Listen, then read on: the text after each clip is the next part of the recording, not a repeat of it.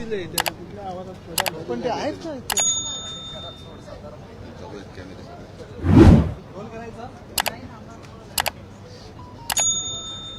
कॅप्स्टीन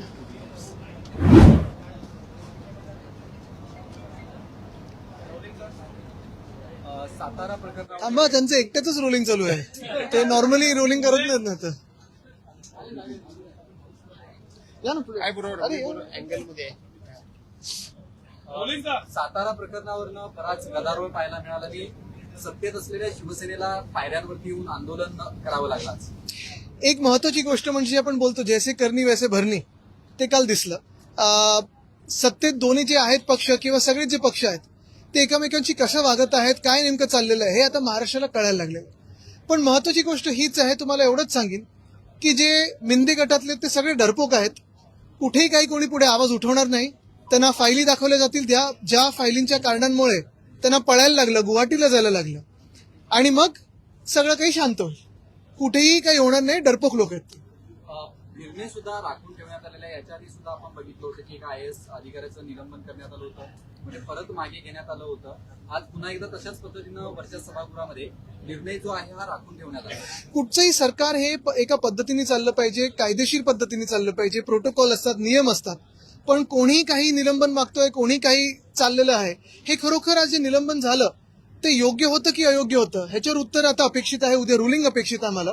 आणि जे मुख्यमंत्र्यांनी सांगितले की सखोल चौकशी, ती चौकशी पण त्याच्यातून काय काय येईल, मग त्याच्यात खराब प्रकरण आहे, साताराचं आहे, या सगळ्या फायली ज्या येत आहेत ते नेमकं कुठून येत आहेत, कोणामुळे येत आहेत आणि कशामुळे येत आहेत हे देखील जनतेला कळणं गरजेचं आहे. तुम्ही सातत्यानं लोकशाहीची हत्या होते असं विरोधात म्हणत होते, मात्र आज एकनाथ शिंदे यांच्या मंत्री शंभूराजे देसाई असं म्हणतात की लोकशाहीची हत्या झाली साताऱ्यामध्ये. हे सगळं हास्यास्पद आहे. ज्यांनी हा सगळा प्रकार सुरू केला तेच आज हे बोंबलत आहेत. हे हास्यास्पद आहे. पण तुम्हाला परत एकदा सांगतो, ही लोक डरपोक आहेत. ह्या लोकांना कुठेही आवाज नाहीये. ज्या मिनिटाला आहे ना, ज्या आधी फायली दाखवल्या होत्या 2022 साली, ज्याच्यामुळे हे गुवाहाटीला गेले होते, त्या फायली परत दाखवतील आणि सगळं शांत होईल. बुलढाण्याचे आमदार संजय गायकवाड यांचा एक व्हिडिओ व्हायरल होते ज्यामध्ये ते म्हणतात की मला 35 कोटी रुपये कमिशन मिळणार होतं, ते मी माझ्या कार्यकर्त्यांना देऊ केले. आता हे सगळे विषय मला वाटतं मुख्यमंत्री महोदयांच्या निदर्शनात आलेलेच आहेत.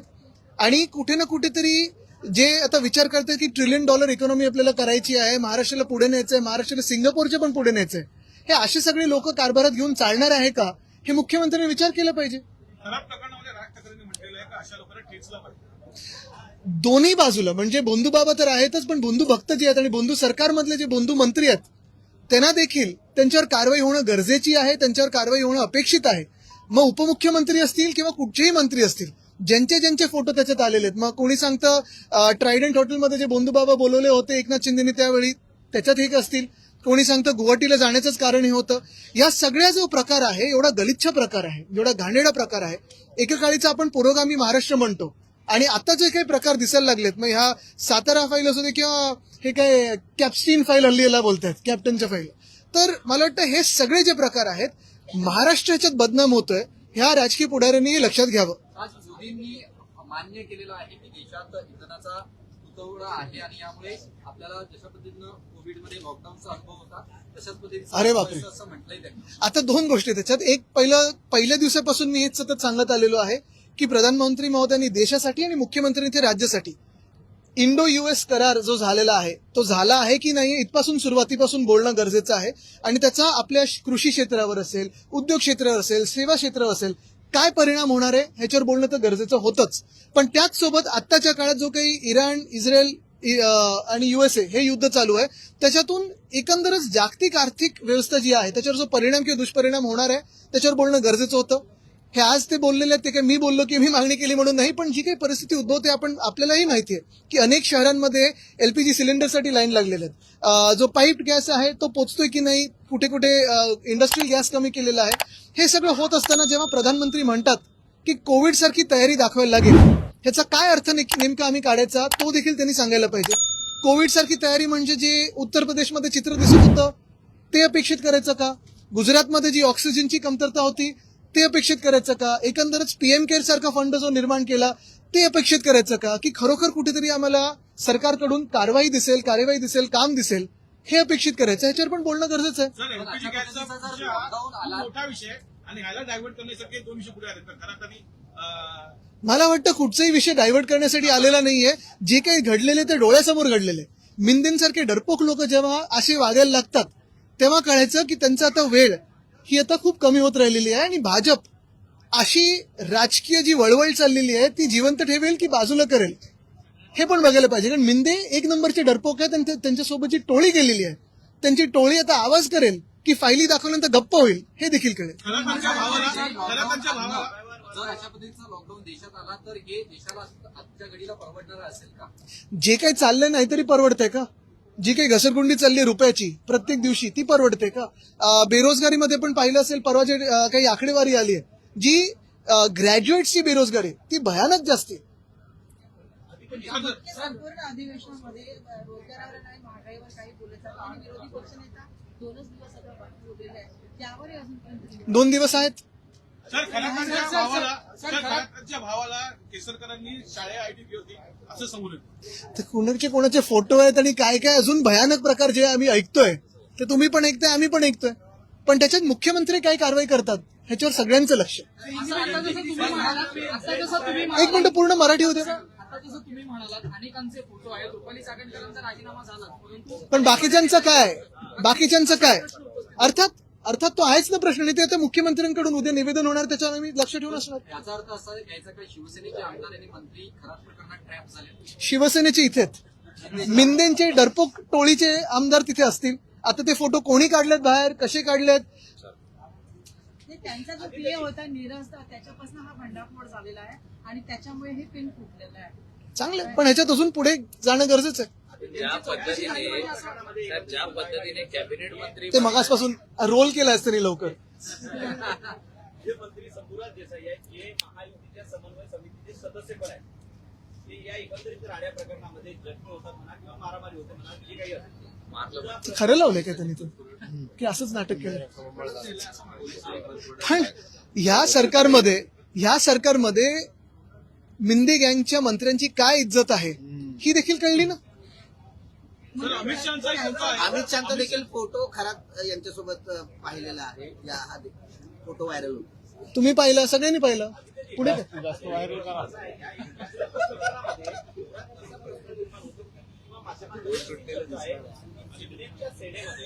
फडणवीसांची सेना पण काम करते आहे.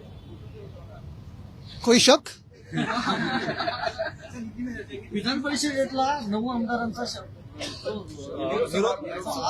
तो आता उद्यावर मला वाटतं प्रोटोकॉल प्रमाणे किंवा परंपरा जी आहे त्याप्रमाणे मुख्यमंत्री उपमुख्यमंत्री हे सगळ्या सदस्यांबद्दल भरभरून बोलत असतात. उपमुख्यमंत्री उद्धवजींबद्दल बोलतील. बघा मी एकच तुम्हाला सांगतो की कोण कोणाबद्दल काय बोलेल ह्याच्यापेक्षा आमचं सर्वांचं लक्ष हेच आहे की कॅप्स्टीन फाईल म्हणजे कॅप्टन खरात फाईलमध्ये कोणाचे फोटो आलेत त्यांच्यावर काय कारवाई होणार. दुसरी गोष्ट म्हणजे सातारा प्रकरणामध्ये देखील जी आता निलंबन झाल्यानंतर निर्णय आता स्थगित ठेवलेला आहे त्याच्यावर उद्या रुलिंग काय येणार ह्याच्यावर आमचं लक्ष.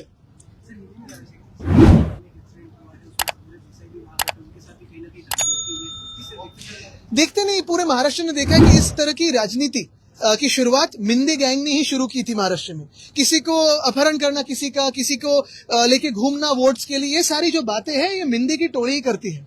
लेकिन ये भी बात सत्य है कि मिंदे और उनकी जो टोली है वो डरपोक है और जिस दिन उनको उनकी फाइल है जिस कारण से वो गुवाहाटी भागे थे सूरत भागे थे वो दिखाएंगे तब ये सारी चीजें शांत हो जाएगी. दूसरी बात जो कैप्टन खरात की बात सामने आई है हमें यही लगता है कि ऐसे गंदे और ये गंदे कारनामे जो है कभी महाराष्ट्र में होते नहीं थे. ये जो बातें कहते हैं अभी इसको ब्लैक मैजिक कहिए सुपरस्टिशन कहिए कुछ भी कहिए लेकिन जो उनके माध्यम से वो करते थे. और दूसरी बात जितने इनके बोंधु भक्त है जैसे अंधभक्त होते हैं वैसे बोंधु भक्त भी होते हैं वो इनके मंत्री मंडल में जो बैठे हुए उन पे भी कार्रवाई होनी जरूरी है क्योंकि ये गलत एक इमेज बनाती है महाराष्ट्र की कि ये सब बातें महाराष्ट्र में मान्य होती है. ऐसे नहीं है. महाराष्ट्र अलग है और ये जो बोंधु भक्त है वो अलग है. साइडलाइन करने की जो शुरुआत हो चुकी है जिस तरीके से एकनाथ शिंदे के क्योंकि पार्टीज में ही देखा गिनती तो शुरू हुई है. आपको लगता है कि इस्तीफा देंगे इसमें कई मंत्रियों के नेताओं की देखो ये मंत्री अगर आप देखें तो पूरे चुनाव में जितने पैसों का इस्तेमाल हुआ है ये तो बातें सारी आई है उसके आगे भी जाके ऐसे बोंधु बाबा के पास जाते होंगे तो क्या इनका काम है क्या इनका कर्तृत्व है. तो यही बात होती है ना कि ये सारी चीजों की जरूरत क्या है. अगर आप मंत्रिमंडल में हो तो लोगों की सेवा कीजिए काम कीजिए जिनको जरूरत है उनकी मदद कीजिए. लेकिन खुद ही मदद मांगने जाते हैं भोंदू बाबा के पास, तो कैसे ये भोंदू मंत्री है? आणि विरोधी पक्ष नेता नरेंद्र मोदी के मतलब पंचायत समिति की जो क्वेश्चन 38 दिन एक मिनट हे मुद्दे में जिस तरीके से वो मुख्यमंत्री से लेकर प्रधानमंत्री तक का उन्होंने किया है, क्या आपको लगता है कि उनके क्या क्या सॉरी प्रधानमंत्री के हिस्टोरिकल मतलब ऐतिहासिक दिन बताया जा रहा था कि उन्होंने 8,931 दिन पूरे किए हैं मुख्यमंत्री से लेकर प्रधानमंत्री तक। आपको लगता है कि क्या उन्होंने इतने समय में अच्छे कुछ काम देखो, ये 2 रिकॉर्ड पहले तो एक साथ किए हैं। नेहरू जी का रिकॉर्ड प्रधानमंत्री का, और वो सिक्किम के मुख्यमंत्री का रिकॉर्ड, वो दोनों साथ में करके आज भाजपा वो रिकॉर्ड बता रही है। लेकिन ये रिकॉर्ड बताते बताते ये भी बताए कि पुलवामा क्यों हुआ, पठानकोट कब हुआ, कैसे हुआ, उसके बाद अभी जो पहलगाम में हमला हुआ वो है, रुपए जो गिरते जा रहा है, इकोनॉमी जो घटते जा रही है, या देश में भ्रष्टाचार जो बढ़ा हुआ है, आपसी जो रंजिशें बढ़ी हुई है, इस पे भी बात हो। जो हम देखें तो बेरोजगारी बहुत बढ़ी हुई है, जो देश से हमारे देश के ही नागरिक दूसरे देश में जाके सेटल होना चाहते हैं, वो क्यों हो रहा है, तो इस पे भी बात हो, इस पे भी चर्चा हो। तो सिर्फ रिकॉर्ड कितने दिन आप ऑफिस में निकाले इसकी बात नहीं होनी चाहिए, वो रिकॉर्ड किस क्वालिटी का है, कैसा काम हुआ है, उस पे भी बात हो। क्या सही में अच्छे दिन आए हैं या और 8,000 दिन के बाद अच्छे दिन आएंगे, इस पे भी बात होनी चाहिए। धन्यवाद। एक सवाल प्रधानमंत्री ने आज भाषण किया पार्लियामेंट में, बताया कि देश के सामने किस तरह से क्राइसिस की स्थिति है और कोरोना में जिस तरह से हमने मुकाबला किया वैसे अपील कर रहे हैं। मुकाबला हमने कोरोना का देखा था, महाराष्ट्र एक तरफ लड़ रहा था, बहुत सारे राज्य जो लड़ रहे थे, और दूसरी तरफ आप अगर देखें तो माइग्रेंट लेबर की ट्रेन गलत समय बंद किए, गलत समय खोल दिए। उत्तर प्रदेश में जो स्थिति हुई, कि वैसे ही प्रधानमंत्री महोदय कह रहे कि वैसे ही मुकाबला करना पड़ेगा, या गुजरात में जो ऑक्सीजन का आप देख रहे थे जो मसला था, वैसे ही होने वाला है, ये डर हमारे मन में है। तो इस पे भी थोड़ा स्पष्टीकरण हो। अर्थसंकल्पीय अधिवेशनाचे 2 दिवस उरलेले आहेत, असं समजायचं का या अधिवेशनामध्ये पण विरोधी पक्षनेत्यांशिवाय हे 2 दिवस उरले, थांबव। आता माझा प्रश्न असा होता की आता जे म्हणजे महागाईवर तर काही बोललेले आहे आणि जे रोजगार आहे त्याच्याही काही बोलले नाही, पण आता जे ज्या पद्धतीची आता हे बंधुगिरी सुरू आहे, तर याच्यामध्ये अंधारे आणि नागपूर टेस्टची पण मागणी 100%. आणि तुम्ही पाहिलं असेल, महागाई किंवा बेरोजगारी किंवा सगळे जे विषय आहेत ना, आम्ही विरोधी पक्षाचे जे प्रस्ताव असतात त्याच्यात बोलत असतो, पण समोर जे मंत्री बसलेत ते आपसात एवढे भांडण्यात व्यस्त आहेत की लोकांच्या प्रश्नांकडे त्यांचं लक्ष नाहीये. पण आता जनतेला काय मिळालं या अर्थसंकल्पीय बजेटमधून, या अर्थसंकल्पीय बजेटमधून जनतेसमोर काय मिळालं? जनतेला हे कळलेलं आहे की हे सरकार हे भोंदू सरकार, बस. गर्जा हिंदुस्तान चॅनलला सबस्क्राईब करा आणि ताज्या घडामोडी जाणून घेण्यासाठी बेल आयकॉनवर प्रेस करा.